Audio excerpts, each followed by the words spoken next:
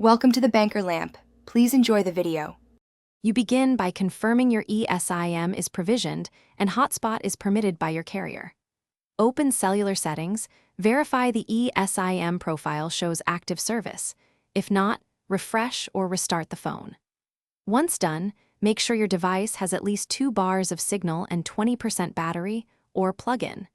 You should also disable any low power or data saver modes because they can block tethering. This gets you straight to the first actionable step. Turn on the hotspot in settings. You now enable the hotspot.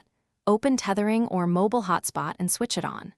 Choose Wi-Fi tethering for multiple devices. Select 2. 4 GHz for range, 5 GHz for speed, and set a strong WPA2 or WPA3 password. Then rename the SSID so you can identify it. Make sure to review APN or tethering settings. Some carriers need a specific tethering APN configured. Enter it if required. Once devices connect, monitor real-time data and limit. You finish by testing a client device. Join the SSID, enter the password, and confirm you have internet and a proper IP address. If it fails, immediately toggle the hotspot and cellular data off and on, then restart the phone. This clears session issues. Next, double-check the tethering APN and that your plan includes hotspot. If tethering is blocked, try USB tethering as a workaround or reinstall the ESIM profile.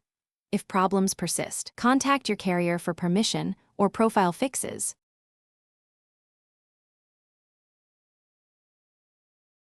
Thanks for watching. If this was helpful, leave a like and consider subscribing. See you next time.